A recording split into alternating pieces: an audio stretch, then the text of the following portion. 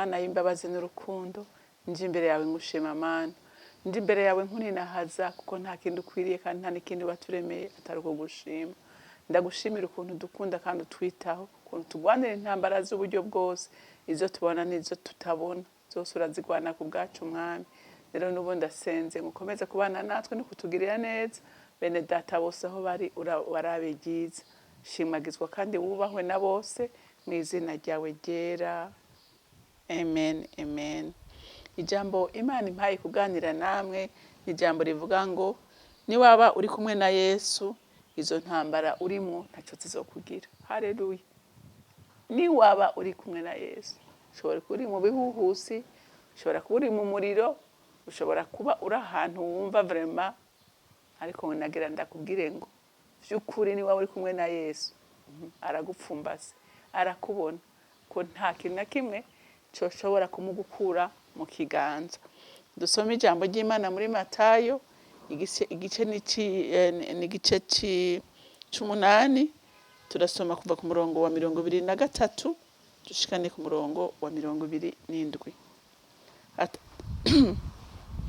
Atambukira mu bwato, abigishwa biwe baramukurikira. Haza igihuhusi gikomeye mu kiyaga, mbere ubwato bwari bugiye kurengerwa n'imifunda, ariko we yarasinziriye. Baraza baramukangura bati, Mwami dukize turapfuye. Arababaza ati, ni giki kibateye ubwoba? Mwabafise ukwizera gukemwe. Buno aravyuka azibiza ingunza n'ikiyaga, habagahwekere gose. Maze abo bantu baratangara, baravuga bati, ni umuntu ki? Umuyaga n'ikiyaga ko bimwumvira? Amen. Iyi nkuru ni inkuru y'abigishwa bari mu kiyaga, hanyuma ngo Yesu yigira ahantu mu gakwe kiwe arisinzirira. Yari yiriwe arakora arushe, aravuga ati reka mbe ndiruhukiye. Hanyuma ngo umwansi aravuga ati reka aba bantu ndabahwikire kwasinziriye, uyu ni umwanya mwiza. Ngo umuyaga nguraza w'igihuhusi ukomeye, ngo ubwato burazungazunga mu kiyaga, amazi turamwongera, bagumye bayora basuka hanze. Hanyuma baravuga ati ntibishoboka, none umwami wacu koko ubu araryamye arasinziriye, ntabona ibyago turimo, ntabona ko urupfu rutwegereje. Baravugana ati ntihagire umuvyura, ntihagire umuvyura, basi dupfa bona cyangwa dutabare. Yesu ngo aragenda baramuvyura ati, mwigisha, mbega ibyo turimo urabibona, erega turapfuye, dutabare. Yesu ngo aratangara, aravuga ati, mw'abantu ukwizera gukemwe, by'ukuri murazi yuko mwopfana nanjye ni muri ubu bwato, ntimushobora no kwizera turi kumwe? Ntimushobora no kwizera ndi muri ubu bwato, muribaza ko mushobora gupfa?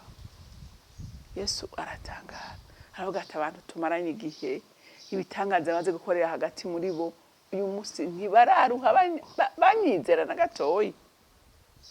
Hama ngo aravyuka, ngo acavuga n'ijwi ryoroheje ati, wangunza we, hagarara ubunyene. Abantu baravuga ati, uyu muntu none n'umuntu ki? N'umuyaga wumvira, n'umuyaga wumvira, ko ngo hati haba agahwekere. Nagira ndakubwire by'ukuri, niba wari kumwe na Yesu kandi Yesu akaba yishimiye kubaho, menye ko atakintu gishobora kugukorako.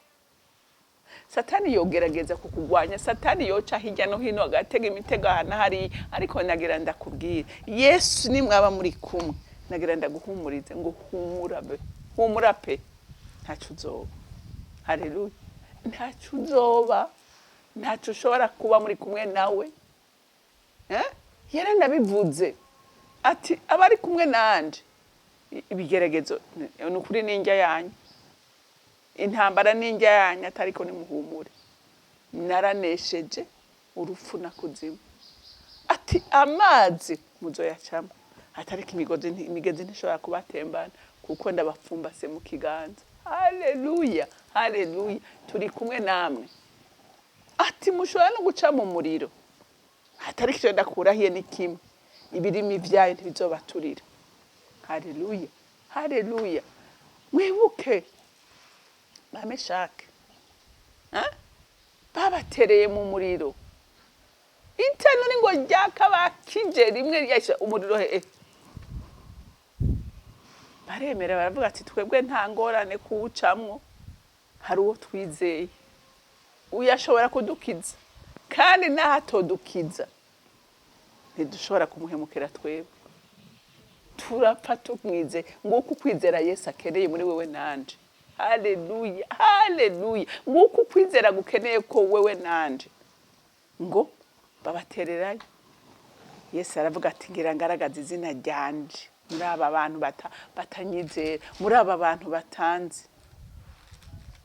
Ngo bavuyeyo nta nakamoto kumwotse, eputa babatereyeyo barahiye, kuko ibirimi byarabakweze, barashe baraheregetera barapfa.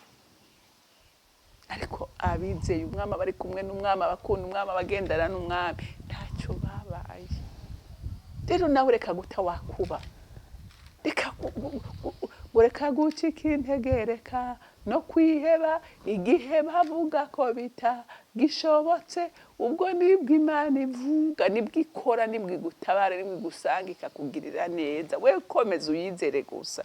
Haleluya, haleluya.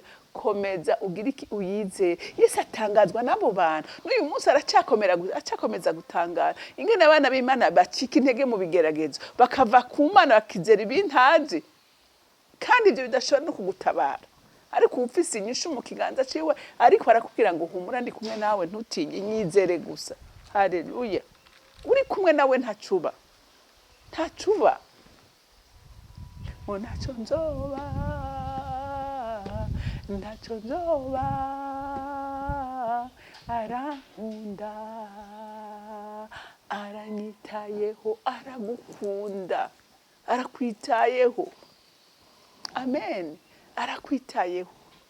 Rero muntu w'Imana, nagira ndagukomeze nkubwire ngo shikama, ushira amanga, ukomeze kwizera uyu mwami. Haleluya.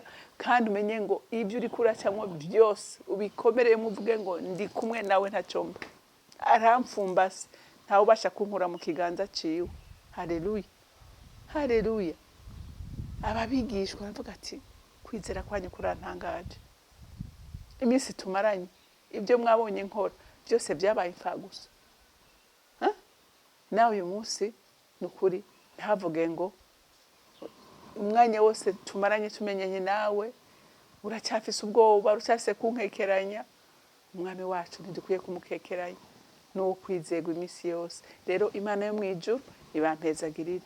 Mwami wanje, mukunzi wanje, nzi kunyumva, nukuri ndagushima, ndagukunda, ndakuninahaza, uri umwizigirwa.